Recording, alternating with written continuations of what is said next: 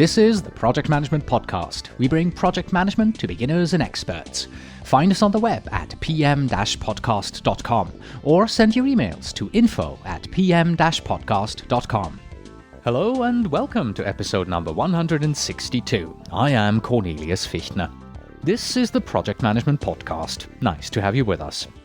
Social media is one of the hot topics these days. As a project manager, you are bombarded with articles and podcasts that talk about social media and how you as a project manager should embrace all of these tools. Really? Isn't social media just another way of just communicating? Do we really need and believe in all of this hoopla and hype? To discuss this a bit more in detail, we met up with Elizabeth Herron, who is the author of the book called Social Media for Project Managers. We discuss how social media is transforming project management these days, how we need to adapt, how social media will drive efficiency in our work, the 7 C's of social media, and much more. This episode of the Project Management Podcast is sponsored by the PDU Insider. Well, sort of, because the PDU Insider isn't really our sponsor. It's a free website and newsletter that I launched in July of this year. The mission of the PDU Insider is to provide information and education about professional development units, PDUs, to holders of PMI certificates. In this newsletter, it's a newsletter, podcast, and videocast, we want to help you understand the CCRS, PMI's Continuing Certification Requirements Program. We want to shed light on the various categories in which you can earn PDUs and help you find quality PDU activities that not only allow you to earn PDUs, but most importantly help you grow as a project manager. So, stop by at pduinsider.com. We already have 10 issues out, and sign up for the free newsletter. Learning about PDUs and earning PDUs was never simpler. As always, when we have an author on the program, we are giving away 2 copies of the book. One is reserved to our premium listeners, and the other is up for grabs to everybody. To participate, please go to our Facebook fan page at facebook.com/pmpodcast. Look for the note where we mention this giveaway and add a comment. Oh, and also click the like button. Before we go to the interview with Elizabeth, here's a little something for all those among you who work in a PMO and would like to participate in an upcoming webcast held by 2 of the top names in the PMO field. So Terry, before we started recording your predictions for 2011, which will be published in a future episode, you told me that you and Mark Perry have a PMO webcast happening in the near future. Tell us a little bit more about this. Who is it for? What are the topics that you're going to address? And how can people sign up? Sure. Thanks, Cornelius. You're exactly right. Mark Perry and I, who have been compatriots here for some years, we tend to think a lot in the same ways and play off each other very well. Are planning to do a webcast titled The PMO in 2011, Leadership as a Service, on December 16th, and that'll be a live webcast. We're going to talk a little bit, very conversational in nature, about a couple of topics that we think are important for people to be thinking about as they go forward, do their 2011 planning, and think about what their PMOs really mean for their organizations. We see a trend in corporate PMOs towards placing more functionality over formality, with a reduced emphasis on heavy standards and complex methodologies. We're seeing a lot of PMOs shifting to if you may, a pull versus push operating approach in terms of being more constituent-focused and service-oriented. This is an interesting one, the emergence of virtual and even part-time PMOs. We're going to look a little bit at new PMO service areas, really getting beyond the idea of the IT project portfolio and into other parts of the business, and why this leadership as a service model is emerging and what it means for the future of the corporate PMO. So I think that's going to be very exciting. We're going to draw from some of the input that we got from the 2010 PMO symposium that was held in November and add our own thoughts to that. All right. And where can people go to sign up for this? Well, they can go out to www.planview.com, and I would imagine that Mark's going to have something set up out on ganhead.com as well. All right, and I'll make sure that we have a link in the show notes for people who are interested in participating, or rather attending, your webinar. Thanks a lot, Terry. All right, thank you, Cornelius. You can find the link to sign up for this PMO webcast on our website, pm-podcast.com. Just look for episode 162 and click away. But now let's come back to our main topic, social media, with Elizabeth Herron, and get started with the interview. Here's what Elizabeth writes about herself on her website, pm4girls.com. That's pm4girls.com. Currently, I'm the head of IT program delivery for Spire Healthcare. I'm a career project and program manager with a decade of experience in healthcare and financial services, including 2 years spent working in Paris, France. I'm the author of Social Media for Project Managers and Project Management in the Real World. I'm also a founding member of PMI's New Media Council. And now, launch Twitter, Facebook, and Yelp, and let's get social. Enjoy the interview. The Project Management Podcasts feature interview. Today with Elizabeth Herron, author, blogger, and speaker.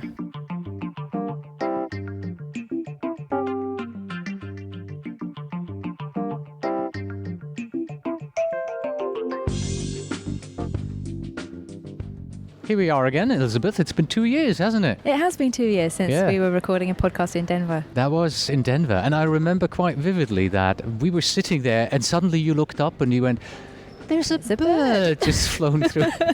And have you noticed here in the main hall, they actually have birds flying around? Yes. I've not seen any. Yeah. Oh, I'll have to have a look out for those later on. All right. Let's move on from birds to social media. You have released, or pardon me, you have written the book, Social Media for Project Managers, and it's been released by PMA. Is today the official release date? Because you've been signing it today. So today is I got one of the first issues then. You did indeed. Nice. You were one of the first people to have your book signed. Wonderful. So yes, that came out officially today, and I did a presentation on it for PMI earlier in the day, and then yes, I spent the afternoon sitting in the bookshop talking to people. Excellent. So let's talk about not necessarily your book, but about social media in project management. And let me begin by taking the skeptic's view here. Why bother? Why even bother with social media on a project at all? I mean, forgive me for saying so, but I have a project to deliver, scope, budget, and I have work to do for my team, and I'm not interested in Yammer and Facebook and Twitter. Well, that's your prerogative. You're entitled to not want to take social media on board. But I have to say, I think it's a short-sighted view from business people to see it's not something of interest to the workplace, because I think it's one of those tools that you should understand before you choose to dismiss it. And I think from my perspective, what I've seen in doing the research for the book is that there are a lot of people entering the workforce now who have never known a world without Facebook. And so if you're in a project team working with millennial generation or Generation Y people, they tend to have an expectation that work office life involves these kind of tools, and they will communicate with each other like using those tools, whether you like it or not. So I think that there's something to be said for project managers to work in the way in which our teams work. And even for, it's not an age thing, even for all project stakeholders, they interact with technology now in a different way to the way that they did 5 or 6 years ago, or even 10 years ago, because there are different expectations of what technology can do for us. So, for example, to give you an example of, for me, when I first started out, I would write a report for my project sponsor once a month, and that was adequate. But now my project sponsor expects real-time information, because he can get real-time information from Google, he can get real-time weather, he can do his banking online, and the expectations have changed in our stakeholder population. And the way in which they want to consume information has changed as well, because technology, has given us smartphones. So, back in the day, I would produce an Excel spreadsheet with all the data on, and that was okay. But for my mobile team, they need to be able to consume that information in a way that suits the way that they work, and they work on mobile devices, or we have directors with iPads, things like that. There are people out there working in a technically more advanced way than perhaps project managers have traditionally worked, and I think that we need to adapt our ways of working and the tools that we use to make us easy to do business with, because projects are all about people at the end of the day, and if we are difficult to work with, our project teams won't deliver to us what we need them to deliver. All right then, tell me how social media will drive efficiencies in project management. I've taken that sentence straight out of the PMI advertising page, and it says that this book is going to tell you how it will do it. So now back put me on the over spot. to the author. Yes, tell us. Well, I think for me, social media in the workplace is all about communication and collaboration with purpose. And I think if you can offer people communication channels that allow them to communicate with people more effectively, then that will make your project more efficient in that respect, because you're not necessarily delaying the way in which communication reaches the end user. And I think it can also help with non-co-located teams, especially across time zones, because it gives you the opportunity to publish data to a project blog, for example, and then somebody on the other side of the world will be able to read that latest update, fix whatever problem it is, and then by the time you're back in the office the following day, that communication has happened seamlessly while you've been asleep, and something's been fixed. I'm thinking more about software development projects for that. And I'm sure that there are ways that you can do that now, and people work with international teams all the time. But I think it gives us another level of interaction with people that creates more of a sense of being, more of a sense of a face-to-face relationship, but online, and it's less faceless than an email conversation. More of a sense of community. All right. In your book, you suggest that there are 7 C's of social media. What are they, and do they include Cornelius by any chance? They should. We should have 8 C's. But then, no, they don't, unfortunately. So they are community. So like what I was saying, I think social media builds a sense of community, and it enables teams to be more in touch with each other and feel that they know each other more, which is good for building trust, good for building working relationships. Collaboration, so it can help people work together on common topics, especially on projects. And communication, because I see communication as distinct in that you tend to communicate one way, or for broadcast messages, something like Yammer that you mentioned earlier would work in that kind of environment. Constraints, there are, while I think people tend to see the online space as a free-for-all where you can do whatever you like, and I don't think in a workplace environment that's appropriate. So I think there are some constraints that you need to set around using social media tools in the office. Channels. A channel is a way in which you deliver a message. So a channel could be a podcast, which would be great for training material for whatever it is that your project is delivering, or a channel could be YouTube videos, which could be great for communicating your message to customers as a result of whatever your project is delivering, or it could be a blog or words, online text. And all of those things really are content, which is the 6th C. So a channel is how you get the message to somebody, and the content is what the message is. What it contains, yes, exactly. Obviously.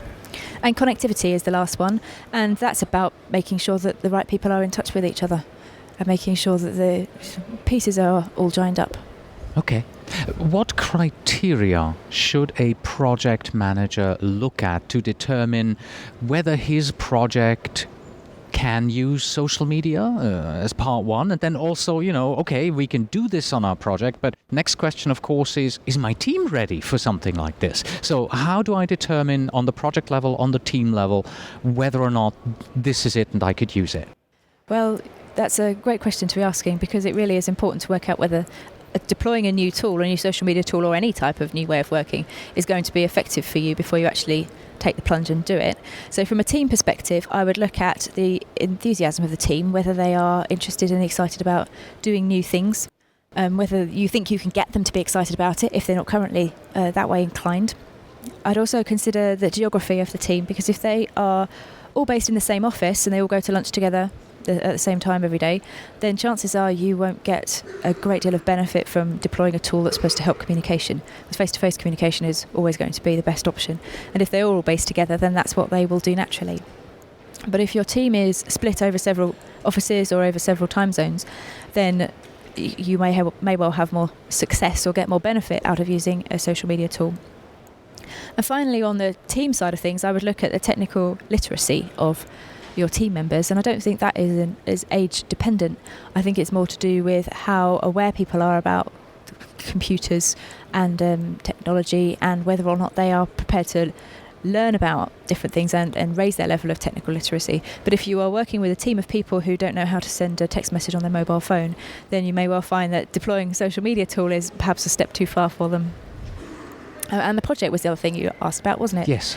So from a project perspective, I'd look at the duration, because if your project is going to be very short, you probably won't be able to get a lot of benefit, especially if you're piloting it for the first time. You would want your project to run for a significant right. length of If you time. are in an environment that embraces social media and you have a short project, then sure, use it, because it's Yes. there, people are used to it, so use it. But if it's the first time, okay. Then if you did a project that was only 3 months, by the time it's come to the end of your project, your team will only just be starting to get their head around, how they can actually use it effectively. Right. So if you're trying to pilot it, I wouldn't use something really short. But in terms of more generally than just for a pilot, I would also say projects that have objectives that are related to communication or related to collaboration or to the way that people work are also good ones to try social media tools out with. Because if the objective of the project is around delivering some kind of new technology or a communication thing for human resources or for your internal comms team, then the way that you're delivering the project and what you're delivering have some kind of alignment. And I think that will then, you'll be working with people who are thinking about those types of challenges because that's what they're delivering. And so that may well also have a knock-on impact to the success of using your social media tool. So hopefully most projects can take advantage of it, but for the initial few that you try to get this off the ground with, give yourself the best chance of success by choosing projects that you think are going to work well. All right.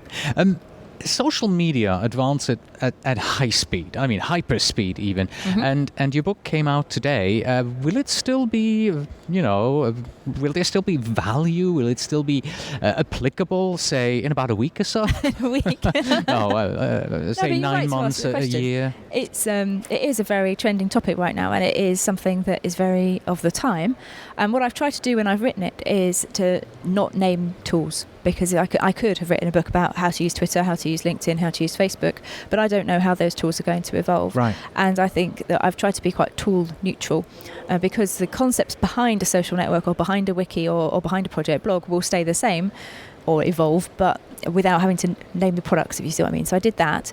And I've also covered things that I don't think will change, like security policies, access control, and convincing senior management that it's actually a good idea. And I think those challenges, regardless of what tool it is that you're trying to deploy, I think those tools, those issues, challenges, they will be there. Will be relevant in a year's time, in 2 years' time, in 5 years' time. Right. And there's always the second edition, right? Of course. Yes, absolutely. Yes. Who's the book aimed at? Who should read this? Is it more for the senior executive who wants to know about social media and project management, or is it for the project manager? I think I've written it more for a project manager who knows about social media and would like to try it in their company. But there are some bits that would be particularly interesting to be read by the senior managers, because it talks about how to manage risk, how to set security policies. So as a project manager reading it, there'll be certain bits that you could point out to your IT governance people and say, I think we should do this, and then bring in some help externally. But primarily it's written for project managers. All right. And where can they buy it? It's on Amazon, and it's on the PMI bookstore online in the PMI marketplace, and it's in other online bookstores like Barnes & Noble. Or you could go into an actual physical bookstore. Like I did today, called the PMI bookstore. Oh, yes, you did, didn't you? Yeah, and if you're lucky out there, you'll get a nice little signature in it that says, "To Cornelius, with best wishes from Elizabeth. May all your projects be social." Isn't that nice? Thank you very much. Let's close this out. Let's take a look at the person who's still skeptical here. Give them your number one reason how the book will help them in their projects as they're using social media. I think the number one takeaway I would say for someone who is skeptical is that your there are many reasons to do social media in a workplace, and there are many reasons not to do it. But I don't think it is useful for your projects or for your project team to dismiss a tool without understanding what value it can add. So I would say consider what social media can offer. If you if you decide that it's not suitable for your project environment or for your team, then by all means don't do it. Don't try and do something that you don't believe is going to be a success in your organisation, but understand what you're saying no to. All right. And let's go to the other end of the spectrum. Those people who say, okay, I'd like to embrace this, but my company hasn't embraced it yet, right? So what first 2-3 steps can these people take in order to help their company understand what social media could do for them in a project setting? Okay, well, I would say the first thing to do is assess what tools are out there and what your objectives are. So you are matching a tool to a particular challenge that you're trying to face, trying to head off. And if you can do some assessment to look at, is your team in a good place to take on board a new challenge, to support a new way of working? Is your organisation going to be supportive, or can you convince them to be supportive? Do you have enough time as a project manager to take this stuff on board? So I would do a piece of assessment as to whether it's right for you. And if you decide that you do think it's appropriate for your project environment, then you've got to put a case across to management team. So that's my second point, I'd say, is decide if it's relevant, and if it is, then put forward a case to your management team to say, actually, I think there are some benefits to be had here, and spell out what you think those things will be. And then finally, just deploy it. Consider it to be a project. Treat it like a project, a start, a middle and an end, and deploy it as a piece of software as you would deploy any other software project. All right, Elizabeth, thank you very much. Once again, the book is called Social Media for Project Managers. It is about 140 pages thick. The author is Elizabeth Herrin, and it is published by the Project Management Institute. Thanks for coming by. Thank you for having me. And that was our interview with Elizabeth Herrin on her new book, Social Media for Project Managers. That's it for today. Thank you very much for listening. As always, you can find us on the web at pm-podcast.com. If you are a project manager, a PMP, a PGMP, and you're looking for a simple and effective way to earn your PDUs, then try our sister podcast, the PDU Podcast.